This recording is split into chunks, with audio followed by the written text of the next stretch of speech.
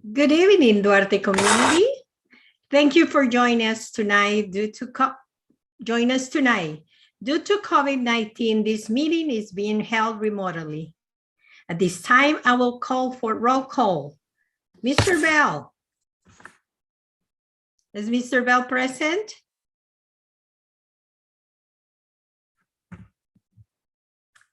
Okay, Mrs. Carroll. Yes, and I do see Mr. Bell, so he's here. So, Dr. Finley? Here, and I also see Mr. Bell. Perfect, okay. Mrs. Koo?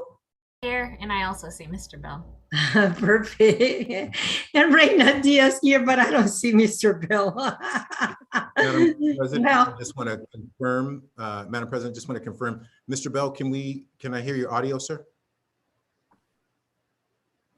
Mr. Bell? yeah, we need to hear him. Yeah, we've got staff helping. Give me a second.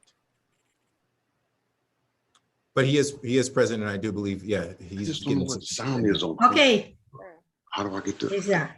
Yeah, we can hear him. I just don't know if he can hear us.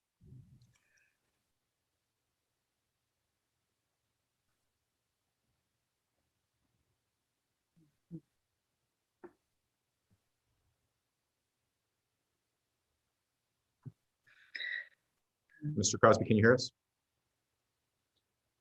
Not no Max. I mean, I did this, but oh, I see a little green thing there, but I don't know what that means. Well,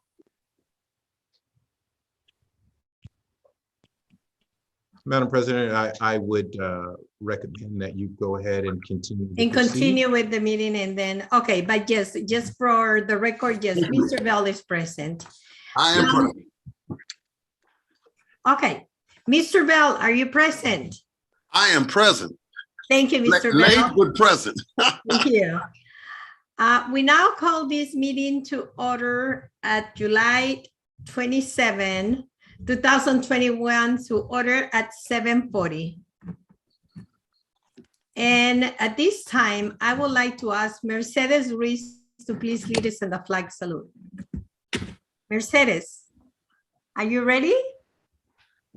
Yes, Madam President. Face the flag, face the east. Place your right hand over your heart, ready to begin. I pledge allegiance to the flag of the United States of America and to the republic for which it stands, one nation, under God, indivisible, with liberty and justice for all. And if we could have just one moment for a silent reflection. Thank you. Thank you, Mercedes. I need a motion to adopt the agenda. So move. Moved by Mr. Bell, second. Second, James. Second by Dr. Finley. Any discussion? Okay, roll call. Mr. Bell. Here. Mrs. Carroll. Mrs. Carroll. Here. Dr. Finley. Present. Mrs. Koo. Here. Reina Diaz, here. Thank you. At this time is usually to request to address the board, but we haven't received any requests. So we continue with item 7, rate increase for the child development fee-based program for 2021-2022 school year. I need a motion. So move. Moved by Mr. Bell, second. Second. Second by Cici or? Yes, Cece. Cici, okay. And there is any discussion or questions regarding this? Madam President, with your permission. Please, Dr. Emerson. Thank you, Madam President. I just would ask Dr. Hillman if you can just give a little bit of context to the board and the community, how we arrived at this decision, how we've gotten to a point where we want to make this recommendation, and kind of our big overarching kind of goal of what we're hoping with our child development program. Dr. Hillman. Very good. Thank you. Good evening, everybody. To the board, especially thinking about this motion that we brought to you today. We've been having a lot of conversation about preschool over, well, last few years, but particularly over this last year, you've had a chance to visit it and see what they're doing. And we're looking to expand our reach to provide more services for our community, especially for those families. We have families that who do not necessarily qualify for the state preschool because they are working families and they have their income level is higher. They've been coming to us looking for the opportunity to enroll in the full day program. So this will allow us to expand that from those options, not to remove anybody else out of the program, but to really open it up to more families. We're hoping to do some community outreach, including with our partners over at City of Hope, because this provides childcare for families who might be working over there. This is the full day program that you visited recently, but we would be able to expand it and continue to offer it to those families who qualify for the program, but also include those who have been calling and interested in enrolling. And we really want to give that opportunity for to expand the program that way. Thank you, Dr. Hillman. Good. Madam President? Board members, if you have Yeah, any just, other questions. where's the funding source for this? Just curious. The funding source. Right. So the families that qualify for state preschool, we have reimbursement into our preschool, child development fund. So there's a reimbursement for those who qualify. This would be a self-sustaining component to the families who didn't qualify and we weren't getting reimbursement for. We would charge them the fee for the service. Okay, thank you. A question. So looking around at local preschools around us right now, what's the cost usually for a preschool in our city per se? And will ours be competitive with that pricing? We did a cost analysis before bringing this to the board and did some outreach to some families as well. Some of our preschools in the neighborhood are charging over $1,000, $1,100 plus fees for the same level of service, meaning this is, from 7, this service is available 7 in the morning till 6 at night. And then there are others are in the same range of, in the 900, 800 range. So this seemed reasonable, yet covers our cost for our staffing as well. Oh, thank you, Dr. Hillman. Dr. Hillman, so I anticipate that, it sounds like there was some demand for this service. And so will this require that we hire in additional staff to the increased load, or what will this mean staffing wise? Not at this point. We will not need to hire extra staff. This would be utilizing existing staff. Okay. And then I noticed on the contract agreement for this, a couple of things I wanted to ask about. So for this, there's like an hour, I'm assuming that's the hours that they'll expect them to be dropped off and then picked up. Our parents, like, let's say they write down, I'll pick up my kid at 5. If they are later than 5 o'clock, is it only they pay that additional fee if they're later than the absolute latest, or is it if they're later than what their stated pickup time is? That's to that level of specificity, I wouldn't be able to answer, but it's typically that we would be looking at after our hours once we're closed, right? We won't have staff there anymore. So it really is an encouragement to keep to a schedule that we can maintain our staffing at the right ratios. And then once we're, the doors are essentially closed, we need to have the incentive to pick our children up on time. Okay. And then it looks like this is only available at Andrews Sorority, Beardsley, and Maxwell. Is that correct? This would be a classroom. We currently have it at Beardsley, and it would be at this particular classroom. We're talking about the full day, full year program would be at Beardsley and at Andrews Sorority. Okay. And then we're open to expanding it. So we get busting down the doors. We'll by bringing this to you all today upon your approval, we can really promote this program with full vigor and being able to let folks know that this is available for those families that do not qualify. Okay, and then just one other question. The it looks like previously this was $850 a month, but now we were asking to increase it to $875. So we have been offering this, but now we're just increasing the rate slightly, or is this a totally new offering? We've always offered it in a limited capacity where we could fit it into the classroom, where we had spaces available for families in addition to those families who already qualify. This allows us to expand it into another classroom and opens it up more, but we needed to increase the rates in order to make sure that we have it's sustainable. Okay, great. And then this is year round, yes? It's going on. It's actually their first day of school was July 1. Okay, sounds good. Thank you. This component to it is we expand into a new classroom. We'll open it. It's not open yet, but we have the one classroom that you've already visited that's already up and running. Okay, thank you. And Dr. Hillman, I just had one or two questions. So it sounds like you wanted this program to be obviously sustainable. Is this ultimately a source of revenue that we're looking to if the program were to increase? Our goal is not to be a revenue generator. Our goal is to serve our community and have it be self-sustaining. Perfect. And then can you share how many students are typically enrolled? And then once we open it up to families who don't technically originally qualify, how? Right. So our enrollment is typically 24 per class. So this would be opening. We're looking at opening another class for 24. And sometimes we don't get everybody on this, everyone started on the same day because it's childcare. They may come in the next month or two. It might take a few months for us to really get this up and running. But because they're calling now and they're looking for childcare for their students. People are going back to work, their children are going back to work. And we've got, as you know, we've got a great, I'll be the cheerleader here. We've got a great program here. And I know I'm kind of talking to a lot of fans here already, but I want the community to know that it's a great program and that it serves a great need for our working families. Like I said, we've got a lot of folks who are working in the area. They don't necessarily have to live in Duarte for this program. I really encourage them to check us out. And then I guess, sorry for our community. Sorry, James.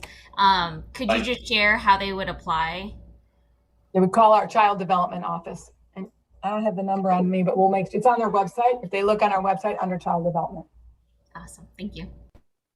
Sorry, Dr. Hillman, I had one more quick question. So at what age does preschool start? Or so 3 years old. Okay. And then, Madam President, I just have one more comment before you, since you asked for the vote. To Board Member Ku's question, just about revenue generation, so on and so forth. I think that Dr. Hillman characterized it exactly right, which is we want to build a program as a part of a service to our community.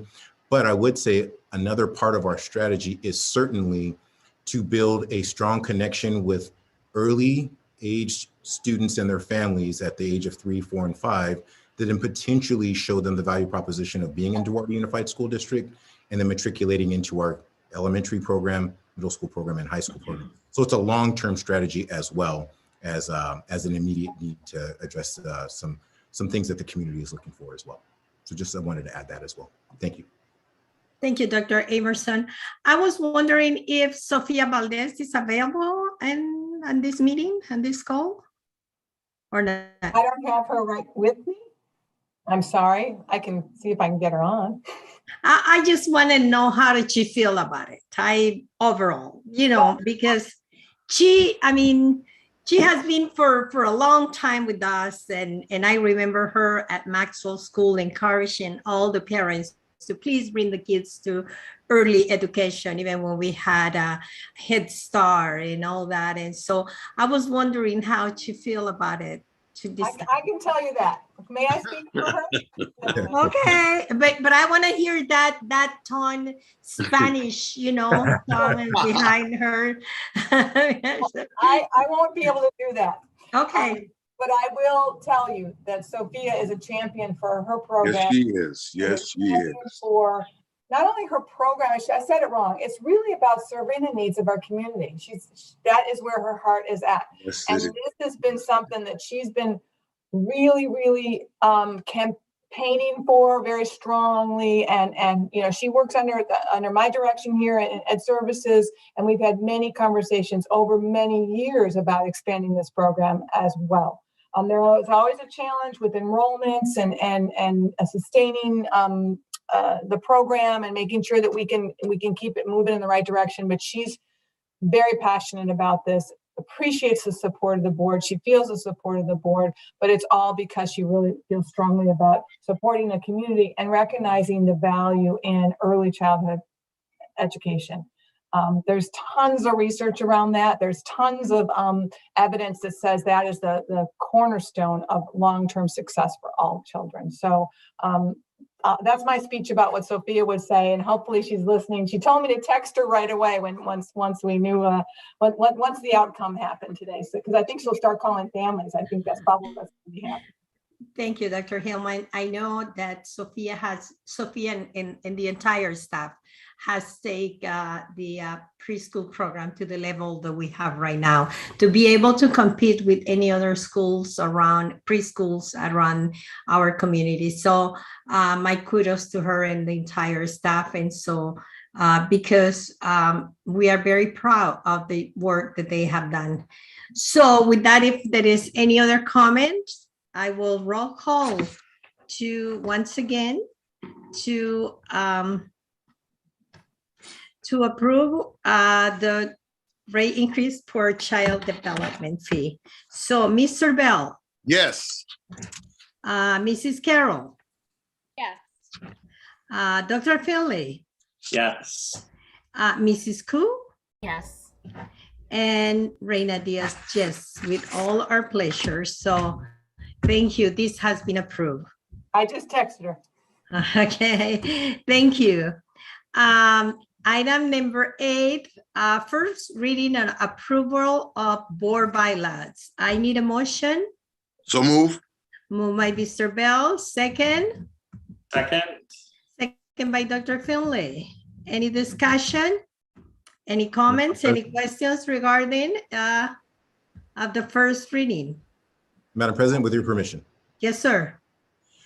So just to provide some context, as members of the board and community are aware, a major component of the budget trailer bill that was passed in the last few weeks, one component of that was AB/SB 130. And this was legislation that basically expanded on the concept of independent study. And the independent study program that has been enumerated in the Ed Code for many years was expanded upon. And it's essentially, the concept is to create an opportunity for families who may not be prepared to come back to in-person instruction to provide an alternate form of instruction to their students. It is, and I will stipulate, and I know that Dr. Hillman will certainly amplify this statement, it is not distance learning. It is markedly different than distance learning. But what we have been working on for the last few weeks while this new legislation was being examined and kind of we're trying to understand exactly all the nuances of it, is that we began working with our legal counsel. We also reached out to the California School Boards Association to find out if there was going to be guidance on board policy and on contract developments, because the way that our board policy is currently written is against the current, what was the previous understanding of independent study. Our contracts that we engage with families are written in the previous Ed Code language. And so we were having to make sure that our policies were updated so that way we could comply with the law and also then implement the independent study program as intended, as written in the legislation. With that being said, this is still a moving train that we are still trying to basically jump on board of. And so as we are still learning, I will share with you that there is a webinar that's being done by the LA County Office of Education tomorrow, where we will learn more information about compliance, about implementation of the program. We are prepared, and I think Dr. Hillman will talk about our next steps and the things that we're going to do to make sure that we inform and educate parents on this new program that's going to be provided. And so I just wanted to give some context about this and about where we are headed next. And with that, I'll turn it back over to you, Madam President, and the board for any questions or discussion. And Dr. Hillman I know also has additional that she can share. Okay, thank you. And just for the record, this item A was moved by Mr. Bell and second by Mr. Finley. And then was more information about that by our superintendent. So roll call. Actually, you might have questions, Madam President. You may have questions. Oh, do we have any questions? I have a question. Go ahead, Jeremy? Cece.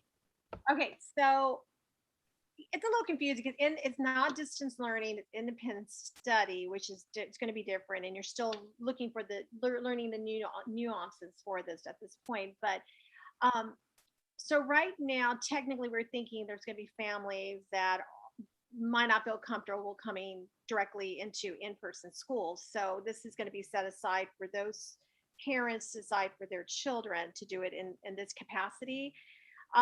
Will that also mean that,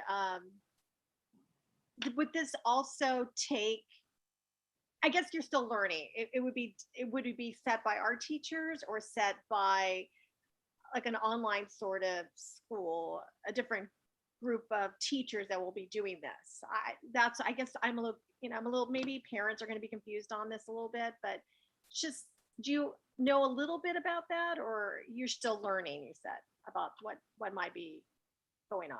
Dr. Hillman, would you like to address that? Yeah, of course, I'd be happy to. Thank you for the question, because I'm sure that there's a lot of questions around it. We do know that given what the new law provides, that we must offer for students in TK through 12 this independent study option. Like Dr. Amerson said, it is different in that it is independent. It's different than distance learning because it really will require more in a level of independence, especially for our little ones.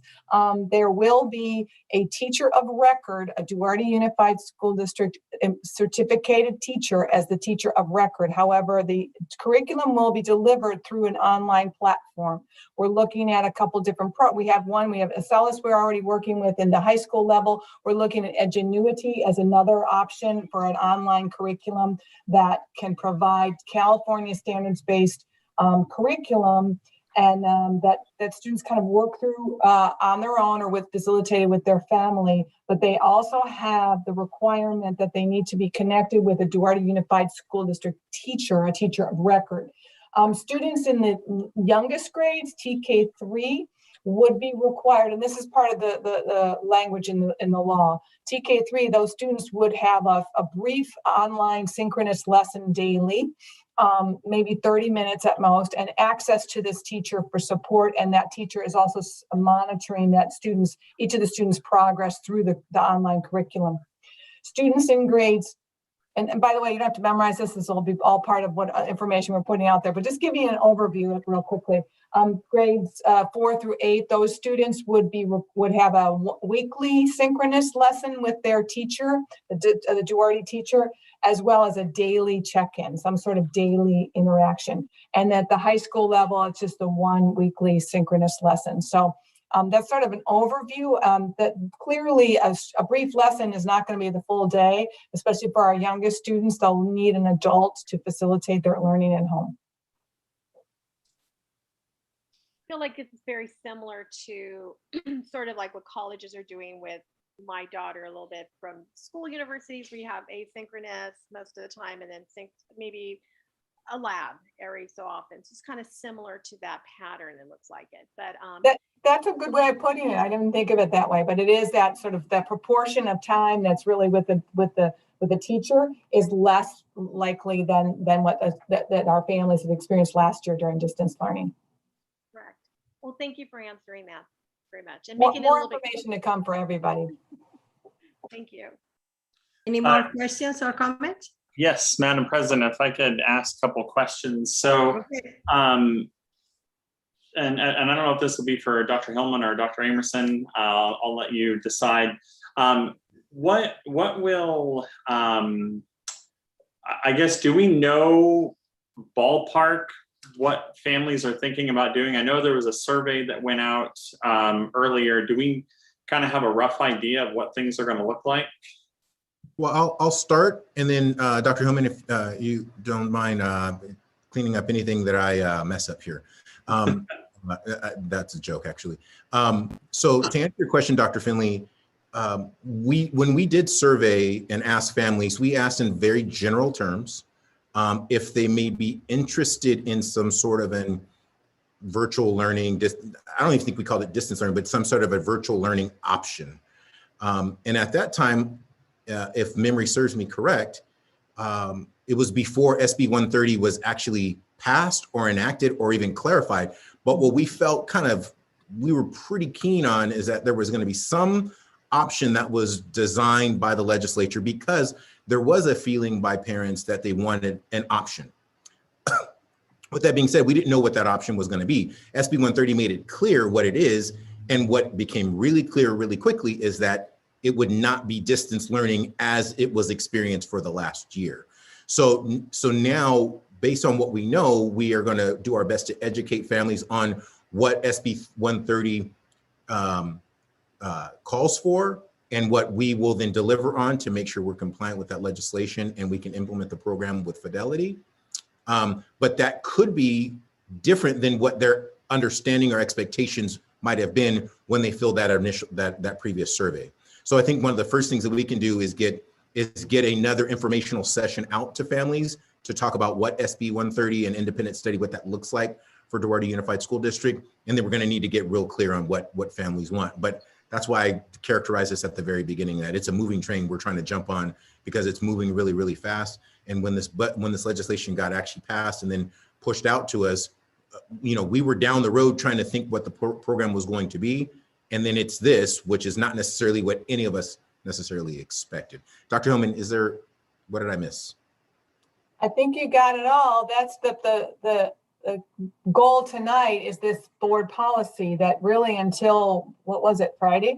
Did we even have a legal opinion on it to bring it forward? So until we have the board policy in place, that really gives us the go ahead to put all the components of the law in place and operationalize it for Duarte. So given that, yeah, that's kind of where we're at. I think now that we have a level of understanding, or be able to articulate better to parents what this really is going to look like, we'll have a better understanding. We know we have to require it, but who's going to really want to sign on for this, knowing the kind of the restrictions around it. Right. Yeah. Dr. Finley, with your permission, Dr. Finley, I want to add on to something that Dr. Hillman said I think is important, which is we worked with legal counsel last week, but we also called and reached out to CSBA, who literally said, oh, we're working on that right now. So this was, again, kind of like everybody was a little bit kind of caught off guard. And this is as of last Friday. So we literally are picking this up and running with it as fast as we can, based on when we receive that information. So I just think it's important. I mean, even our statewide association for our school boards, we're literally working on getting some kind of a policy legal document out to us as late as last Friday. And so we brought you guys together as fast as we could to at least get a policy passed, so that way we can continue to move the work forward. And with that, thank you, Dr. Finley, and back over to you. Yeah, thank you. I appreciate the speed with that, with which you guys are working, and with incomplete stories often that you're having to construct around. So I thank you guys for working on that. One of the questions I had with regard to this board policy was about sort of a family's right to bring their child into in-person, pull them back out for independent study, and then have to have them, go back in within like a 5-day period. That sounds like a lot of gymnastics to do with classrooms, moving kids around, and I can foresee, as I'm sure you all can, issues with, hey, my child was at Valley View in Mr. So-and-so's class. I pulled them out because COVID cases were rising or whatever it was, and I want them to go back, but it's now been a month and Mr. So-and-so's class is now full, and there's a space now at Beardsley. I mean, is that potentially going to be something that parents are going to have to take into consideration, that you may pull your child out of one class and they may not go back into the same class? Is that a possibility? think that's out of the realm of impossibility. Okay. Legally, we're obligated to have a space for a child that enrolls in our schools. Period. Okay. That's our baseline. We will do everything that we can, obviously, to make sure that there's to maintain the continuity of our students' experience in our schools. Although I don't know that we can really, and I'm speaking ahead of time here, but really being thoughtful about making that decision, because there is that component of space is available, as space is available for students. So that will be part of the decision. My guess would be for families to consider. Okay, great. And I guess just one last comment. As I mentioned, I appreciate the speed with which you guys are rolling this out and putting this together. But I would just encourage, I guess, all of us as board members, as committee members, and then the district as a whole, if we can put something out that just says there is going to be independent study. We're pulling together what that's going to look like. But just something, out on, Parent Square or Facebook through the different schools, the district website, just get that out there so that parents know that it's going to be an option, even if we don't know exactly what it's going to look like, so that they can start making plans to stay in Duarte. Yeah, that's why we want. Oh, sorry. No, please go ahead, Dr. Helm. Please go ahead. That's why we're hoping that you will approve this board policy tonight, so we can do precisely that. We didn't want to put that out until we had the conversation with the board. Move to approve. Move to approve. I'm just hold that thought. There's a couple of things I want to make sure we clarify. I think Dr. Hillman captured it perfect, which is we did not want to be presumptuous about broadcasting out that we were going to have an independent study program before we got the board's approval, because again, we didn't have a policy that was commensurate with being able to offer independent study in the way that it is in the legislation that was recently passed. So we wanted to make sure that we did our due diligence, and we have a policy that we have now presented to the board for approval that then allows us to operationalize the implementation of an independent study program. With that, I want to say just really quickly, just to clarify, Madam President, our motion should be for the first reading and approval of Board Policy 6158. I just want to make sure that that's in the record, that it's first reading and approval of Board Policy 6158. And Madam President, I'll turn it back over to you for any other board questions or comments before your vote. And thank you, Dr. Emerson. Thank you, Dr. Hillman, and for all the questions and concerns from our board. Any other question, anything that you would like to know before we move? And I will rephrase again, the correct form is first reading and approval of board bylaws, Board Policy 6158. And it was moved by Mr. Bell, second by Dr. Finley. And I will call for a roll call to approve. Madam President, I think Board Member 2 has a question. Yeah, I'm sorry. I was hoping that, obviously there's a lot of questions that you guys don't have yet because we're about to vote on it. I was just hoping that in a later board meeting, if we could get an update on what's going to happen. So at least I know the communication is going to go out and all of that stuff, just like Dr. Finley just said, but it would be helpful to have it in this space too, just to reiterate everything, and that would be wonderful. Yeah, I'd like to do two things in response to that.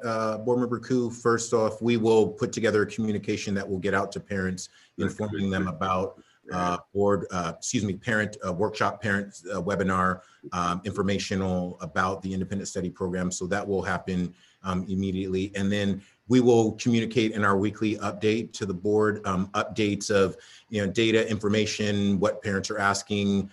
We will talk about putting together a frequently asked questions that we can then post on the website to make sure that families have as much information as they need. And we'll be ready and willing to answer any and all questions. The other thing is that we'll work with our principals, as they're great conduits of information and disseminating information to parent community as well. So those are the things that we'll work on, making sure that we do to keep the board informed, but also make sure parents have the line of information and communication that they need. Thank you. Thank you. Anything else more? Okay, I will roll call. Mr. Bell. yes. Mrs. Carroll. Yes. Dr. Finley, Yes. Mrs. Koo, Yes. and Reina Diaz, yes. This item has been approved. I will move to item number 9. Move to adjourn the meeting. Mr. Bell, I need a motion. So move. Mr. Bell, move second. Second, By Cici. Okay, roll call. Mr. Bell, Yes. Mrs. Carroll, yes. Dr. Finley, Yes. Mrs. Koo, Yes. and myself. Yes, this meeting has been adjourned. Thank you, board. Thank you, It board. has been a good and effective meeting. Thank you. Yes. Thank you, Appreciate you everyone. hanging in there with us, Dr. Amerson. Thank you. I'm sure you Absolutely. physically, I'm sure that's but appreciate you. Thank you, sir. We hope you feel better soon. Okay. Thank you, guys. Bye-bye, everyone. Take Bye. care. Bye-bye. Bye.